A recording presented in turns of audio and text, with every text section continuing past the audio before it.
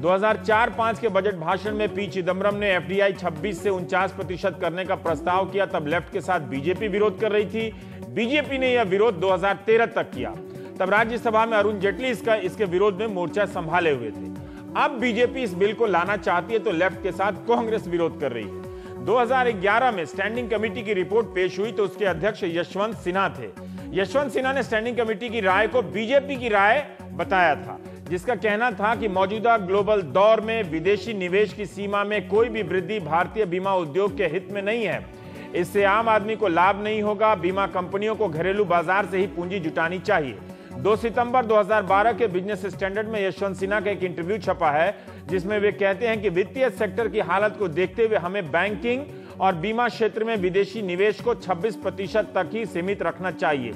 BJP standing committee की report से सहमत है। हम बीमा और पेंशन क्षेत्र में 49% विदेशी निवेश के हक में नहीं है। अगर सरकार किसी विधेयक के जरिए इसे लागू करने का प्रयास भी करेगी तो हम विरोध करेंगे। वाजपेयी सरकार के समय भी 49% का प्रयास हुआ था, मगर कामयाबी नहीं मिली थी। यशवंत सिन्हा के वित्त मंत्री रहते 1999-2000 में बीमा सेक्टर प्राइवेट कंपनियों के लिए खुला था। उसी समय से यह प्रावधान अभी तक कायम है कि वजूद में आने के 10 साल बाद बीमा सेक्टर की कंपनियों में 26% हिस्सेदारी भारतीय की होनी चाहिए और इतनी ही विदेशी की। शेष 48% शेयर भारतीय शेयर बाजार में बेचने होंगे। कांग्रेस विरोध कर रही है, मगर इसी 31 जुलाई को पूर्व वित्त मंत्री पी चिदम्बरम का उसी बिजनेस स्टैंडर्ड में इंटरव्यू छपा है, जिसमें यशवंत सिन्हा का छपा था। चिदम्बरम कहते हैं कि यूपीए की दूरगामी नीतियों के अच्छे परिणाम रहे हैं। सरकार को निरंतरता में देखना चाहिए। हर सरकार को पिछली सरकार के काम का लाभ उठाना चाहिए।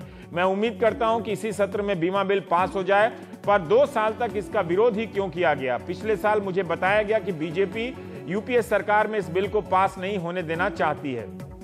अब जनता क्या करे? वो दांव समझे या दलील देखे? वो कांग्रेस को सही माने या बीजेपी को?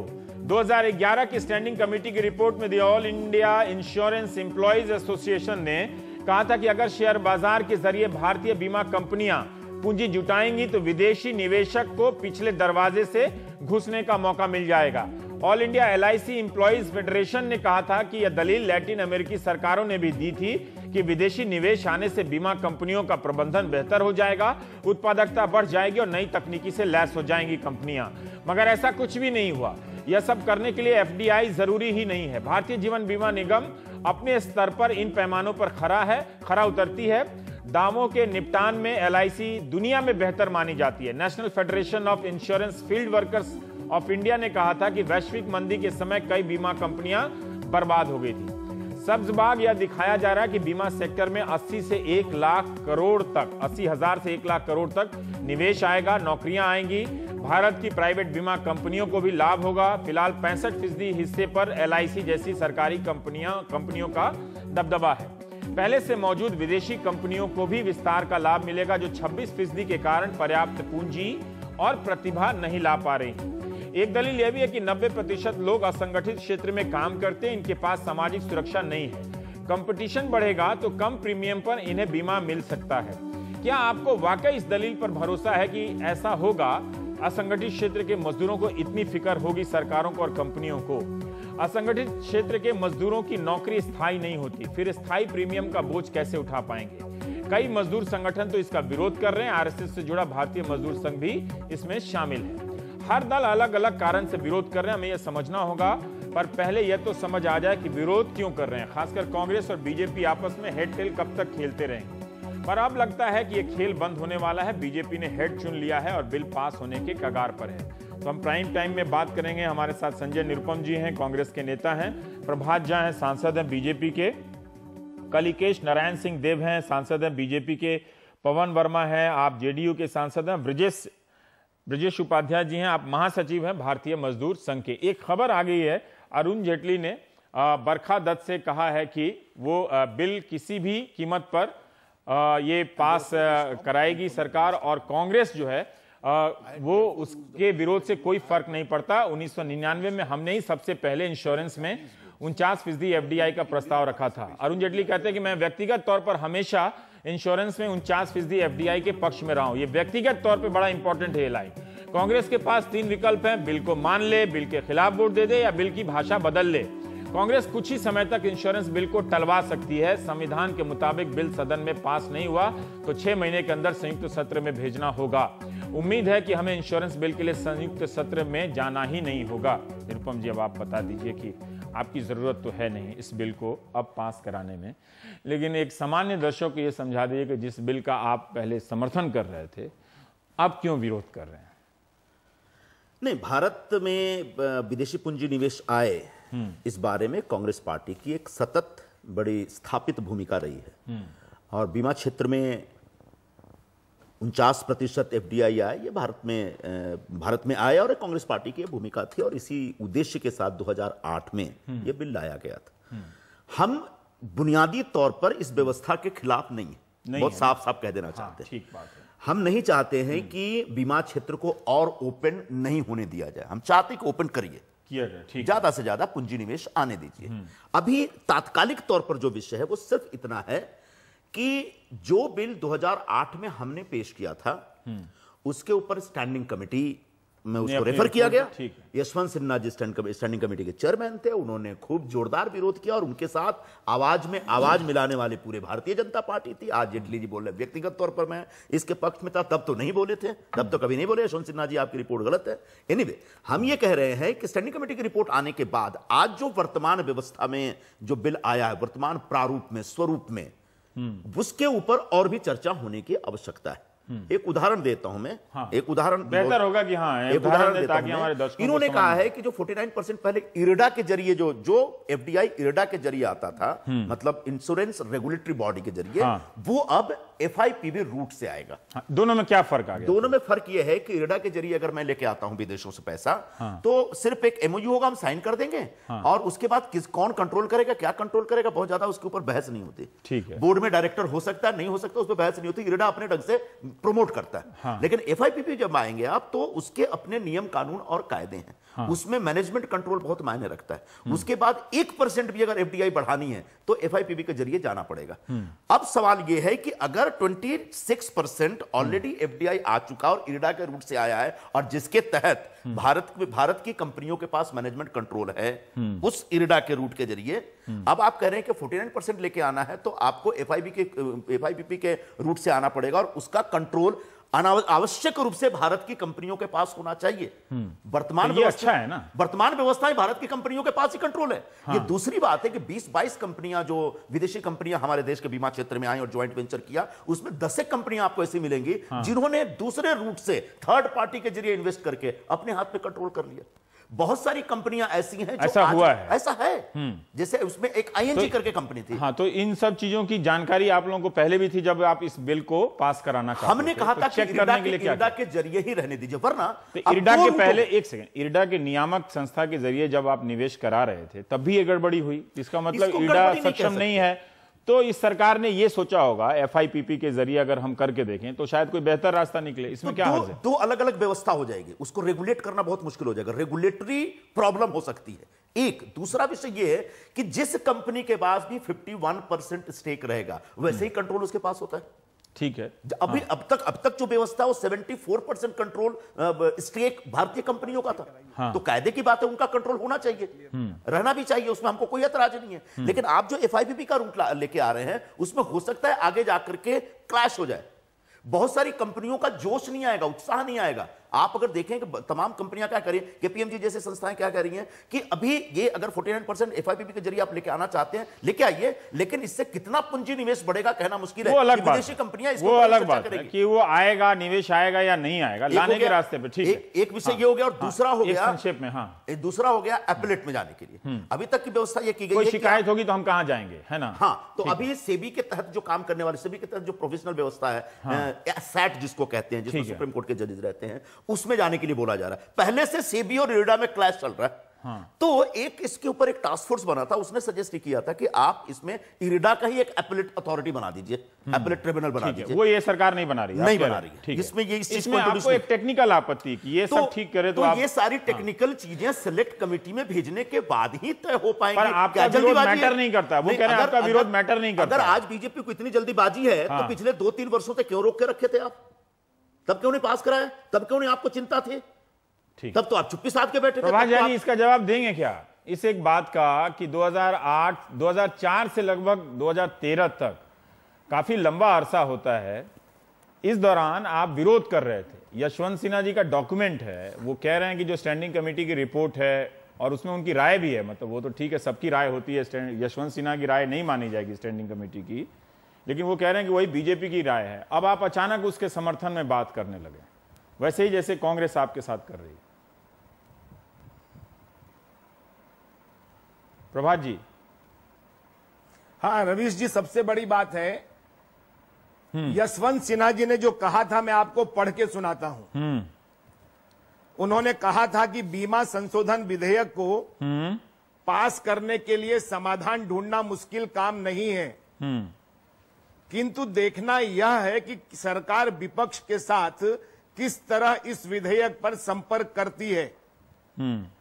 और आगे कहा था कि बीमा क्षेत्र को विदेशी निवेश के लिए खोले जाने के बावजूद हमारे देश में एक भी पुनर्बीमा कंपनी का गठन नहीं किया गया। अतः यूपीए सरकार का बीमा, इस लाइन को सुनिएगा, संशोधन विधेयक काम नहीं करेगा, इसके लिए एक नया विधेयक लाना पड़ेगा। भारतीय जनता पार्टी ने 2004 से प्रारंभ की गई उसकी कोशिश की है कि उस नए विधेयक को संशोधनों के साथ लाया जाए। स्टैंडिंग कमेटी में भी एक नहीं अनेक संशोधन यशवंत सिन्हा जी ने दिए थे और ये कहा था कि इन संशोधनों पर यदि विचार होगा तो हम उसके बाद कुछ काम कर पाएंगे और इस पर विचार करेंगे। संशोधनों की यदि आप चर्चा कहेंगे तो विधेयक स्वास्थ्य बीमा कंपनियों के लिए न्यूनतम आवश्यक पूंजी 50 करोड़ रुपए के लिए कहा था।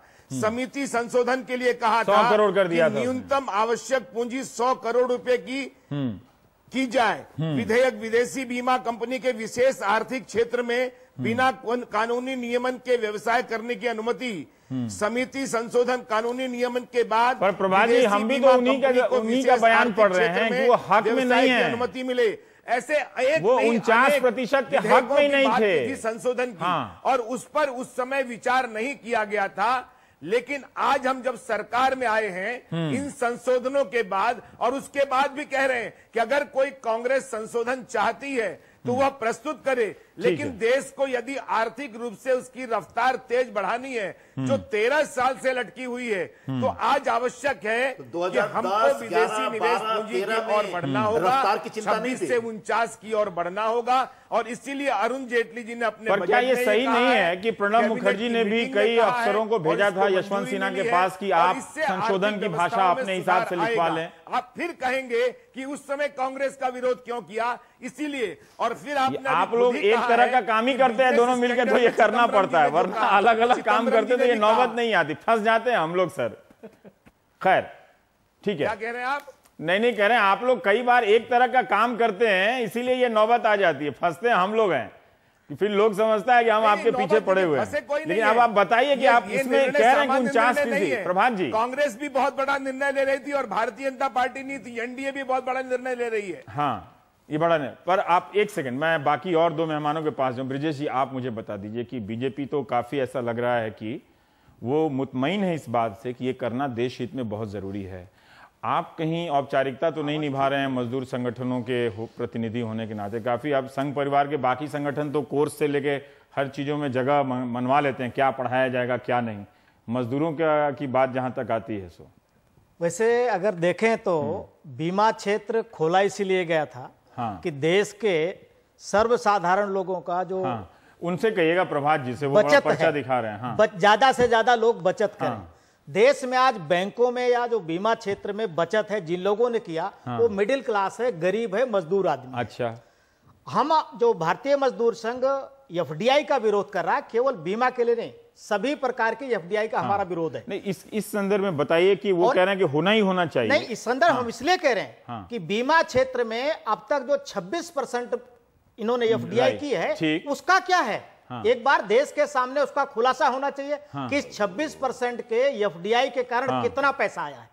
और हमारा जो कहना है कि जितना पैसा आया उसमें से बहुत सारा पैसा यहीं का घूम करके ऐसे हो गया है। तो एफडीआई के कारण बाहर से पैसा आया, ये देश को भ्रम में डालने की बात है। ये अभी डाल रहे हैं भ्रम में डाल रहे हैं। अच्छा, जितने भी सरकारों ने जब भी एफडीआई के बारे में बात करी, देश को भ्रम में देश को भ्रमित कर रहे हैं, गरीब लोगों को भ्रमित कर रहे हैं। आप तो कम्युनिस्ट पार्टी भी नहीं है, लेकिन आप फिर लेफ्ट की तरफ बात क्यों कर रहे हैं? भ्रमित कर रहे हैं गरीब को, मजदूर आदमी को। और हमने मजदूर आदमी ने, गरीब ने जो बीमा किया है, हमने बीमा किया। आज बीमा का क्लेम सेटलमेंट का जो ट्रैक रिकॉर्ड है, केवल हिंदुस्तान की हमारी अपनी कंपनी है पब्लिक सेक्टर की LIC, जिसका 98% से ज्यादा क्लेम सेटलमेंट का रिकॉर्ड है। अच्छा, बाकी दुनिया भर की जो बड़ी बड़ी कंपनियां, इवन अमेरिका की AIG जैसी कंपनियां, 60% से ऊपर किसी का क्लेम सेटलमेंट रेट नहीं है। ठीक है, हमने पैसा जमा किया गरीब आदमी मजदूर ने कि मुझे मुसीबत के समय लौट करके मिलेगा, और उसको पैसा मिलते नहीं लौट करके।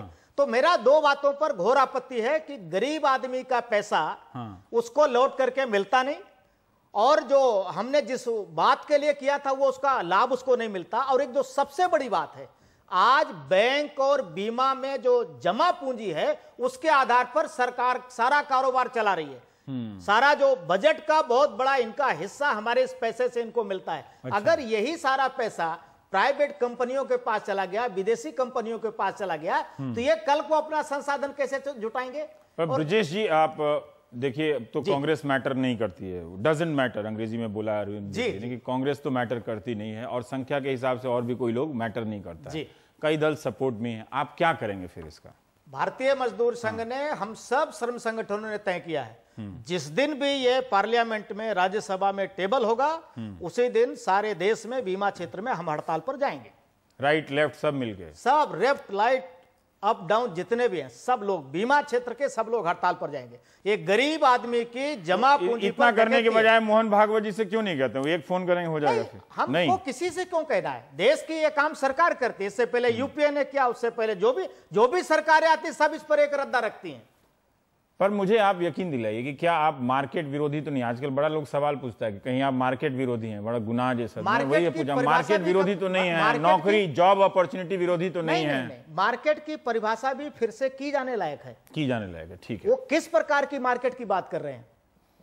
ठीक है, ये एक इंपॉर्टेंट पॉइंट है कि आप कह रहे हैं कि जिस पूंजी और प्रतिभा वहां से आएगी तो हमारी बीमा सेक्टर काफी बेहतर करने लगेगा। आप कह रहे हैं कि हमारी LIC कम नहीं है, उसको शायद जरूरत नहीं है, ये छलावा है, भ्रम है, ये छलावा है, भ्रम है, और आप संघर्ष करेंगे इसके लिए। 200%। ठीक है, 200%, 150% ही रखिए, ठीक है। वो 50% थोड़ा रखना चाहिए था। 49% ठीक है। क्या कीजिएगा फिर, उधर से कोई आ जाएगा। पवन जी, मैं ये जानना चाहता हूं कि ठीक है, पॉलिटिकल स्टैंड कांग्रेस और बीजेपी ने बार बार बदला है, ठीक है। संजय कुछ क्लॉज बता रहे हैं कि IRDA के रूट से ना होकर FIPP से कर रहे हैं, बड़ा टेक्निकल मामला है। लेकिन मैं आपसे ये जानना चाहता हूं कि ईमानदारी से कि कहीं आप ये ईगो टसल तो नहीं देख रहे हैं कि किसी भी विदेशी निवेश के अब लेकर लिबरलाइजेशन को लेकर कोई खास विरोध तो नहीं है?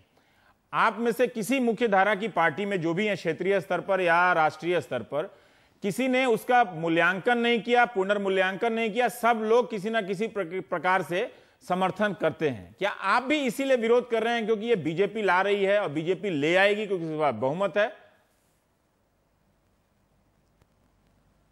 रवीश जी, पहली बात तो मैं समझा कि आप भूल ही गए हैं मैं भी पैनल में हूं। पर बहुत बहुत शुक्रिया कि आप मेरे पास भी आए। सबके पास हम कलिकेश ऐसा है कि यूपीए ने जब इस प्रस्ताव को रखा तो बीजेपी ने विरोध किया। आज बीजेपी ला रही है तो कांग्रेस विरोध कर रही है। पर इस बात को तो आप मानेंगे कि इस क्षेत्र में पूंजी निवेश का बाहर से आना, जनता दल यूनाइटेड ने इसका विरोध किया था।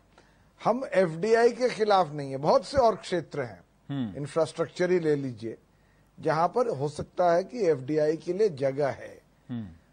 पर जो इंश्योरेंस, ये जो बीमा क्षेत्र है, हमको समझना है बीजेपी से और उसी तरह से यूपीए से समझना था कि इसमें औचित्य क्या है 26% से 49% करने में। पहली बात तो मैं सहमत हूं इस बात से कि 26% जब हुआ तो उसमें कितनी पूंजी आई और 49% अगर कर देंगे जब 51% आप नहीं कर रहे हैं, इस सांकेतिक एक कदम से आपकी निवेश कितनी बढ़ेगी। दूसरी चीज देखिए, जो हमारे यहाँ इंश्योरेंस कंपनीज हैं, खास तौर से आप जो 4 PSU कंपनीज ले लीजिए जिसमें LIC और GIC भी है, ये बड़ा अच्छा काम कर रही हैं। मतलब 1 लाख करोड़ के तो उनके एसेट्स हैं और उनके फिर रिजर्व्स भी काफी वैल्यूएबल एसेट्स हैं।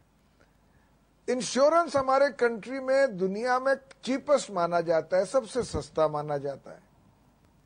उसके साथ जो लाइफ इंश्योरेंस एजेंट्स जुड़े हैं वो भी कई लाखों की तादाद में है। अब आप कह रहे हैं कि हम ये 49% अगर कर देंगे, पहली बात तो ये देखना, जब आपने 51% किया नहीं है तो कितने लोग आएंगे। मान लीजिए आ गए और सब्सिडरी कंपनीज के जरिए 51% से ज्यादा हो गया, तो अभी जो ये पैसा बीमा कंपनियों के पास है, जो कि सरकार के बजट में बहुत बड़ी सहायता है, ऑलमोस्ट 60% ऑफ द बजट, उसका क्या इस्तेमाल होगा इसकी कोई गारंटी नहीं है। अभी तो काफी कुछ उसमें से सोशल सेक्टर में जा रहा है। वो कैपिटल रिपेट्रिएट हो गया, तब आप क्या करेंगे? आपका कंट्रोल नहीं रहेगा। तो इसमें कई चीजें हैं जिन पर हमें फिर से पुनर्विचार करने की जरूरत है। इसलिए हमने तब भी कहा था, हम अब भी कह रहे हैं कि भाई जहां FDI लाना है वहां लाइए ना।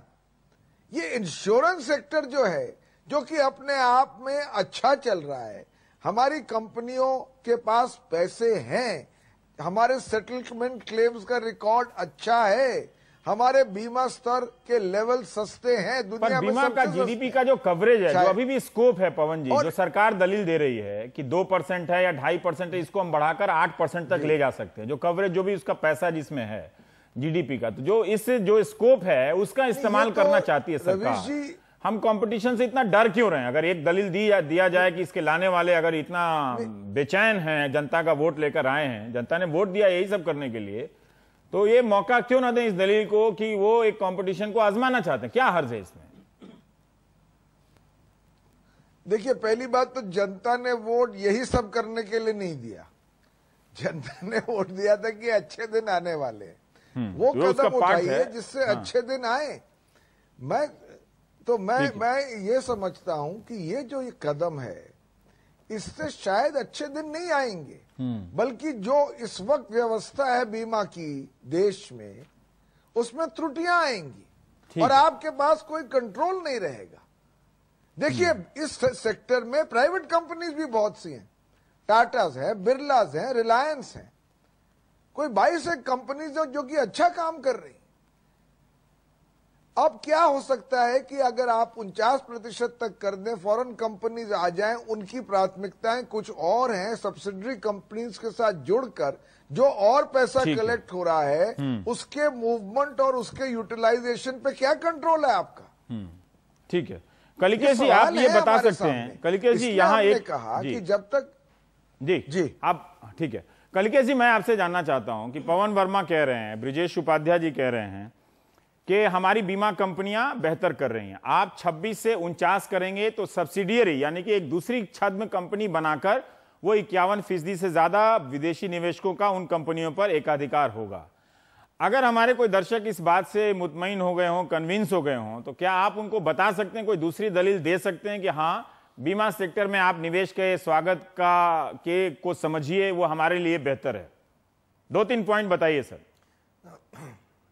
बिल्कुल रवीश जी, हमारा जो आज के दिन में इंश्योरेंस का पेनिट्रेशन है वो बहुत ही कम है, 2, 2.5, 3, 4% के आसपास है, और होना चाहिए 8, 10, 12% तक, जिसके द्वारा हमारे जो इनफेक्टिव सोशल नेट है उसको हम मेकअप कर पाएंगे। जहां सरकार का सहायता नहीं पहुंचता है, वो वहां इंश्योरेंस से कुछ गरीबों को हेल्प मिल सके। गरीबों के लिए हो रहा है? अच्छा, ये इसमें मैं सहमत, गरीबों के लिए भी हो रहा है, गरीबों जब के आप लिए इसको भी हो अप्लाई रहा है। करेंगे सर आप मुझे NREGA में अप्लाई मैं आपको बता रहा हूं कि इस देश में गरीब बैंक का अकाउंट नहीं खुलवा पाता है, वो प्राइवेट सेक्टर के बैंक में। आप सचमुच सीरियस हैं इस बात को लेकर कि ये गरीबों के लिए भी हो रहा है? मैं जान रहा हूं। नहीं ठीक है कलिकेश जी, अगर आप सीरियस, मैं बता रहा हूं, प्लीज, मैं बता रहा हूं आपको क्योंकि आज जो सरकार ने जो योजना के बारे में सोचा था, जो एनआरईजीए से पैसा आता है लेबरों को 10,000 रुपये मिलता है साल में, उसमें से कुछ हद तक कुछ पैसे रखेंगे जो जिनके द्वारा उनका लाइफ इंश्योरेंस हो पाएगा। अच्छा, ये जो ब्रॉड बेस्ड इंश्योरेंस कवरेज होगा, वो हेल्थ हो, लाइफ हो या दूसरे प्रोडक्ट्स जो आएंगे, उसका प्लान है क्या? उसका प्लान आपने देखा है पहले ये, या आप गेस कर रहे हैं? क्या सरकार ने ऐसी कोई योजना आपको बताई है? समझता हूं मैं उनका प्लान समझता हूं। आप समझते हैं, कॉमन सेंस की बात है। इसी कॉमन सेंस को यूपीए ने पिछले 10 साल से इंप्लीमेंट करने की कोशिश की थी। उसी कॉमन सेंस को आज बीजेपी इंप्लीमेंट कर रही है, जो दोनों विरोध कर रहे थे। बीजेपी 10 साल तक और कांग्रेस आज के दिन में या जेडीयू आज के दिन में, वो खाली राजनीतिक प्रतिक्रिया है और कुछ नहीं है। अच्छा, राज्यसभा का जो रूल है कि जो भी आप अमेंडमेंट्स लाएंगे, अगर वो उसमें कोई सब्सटैंशियल डिफरेंस हो तो फिर वापस सिलेक्ट कमेटी को जाएगा। मैं नहीं समझता हूं कि दोनों अमेंडमेंट्स में 26 से 49 तक था, उसमें कोई सब्सटैंशियल डिफरेंस है, इसीलिए बीजेडी उसको इस अमेंडमेंट को सपोर्ट कर रही है आज के दिन में राज्यसभा में। ठीक है, लेकिन जो प्लान है, जो इंश्योरेंस की जो कवरेज होनी चाहिए, जब वो बढ़ेगी, जो प्रोडक्ट्स आएंगे, और सबसे बड़ी बात है जो कैपिटल बेस बढ़ेगा।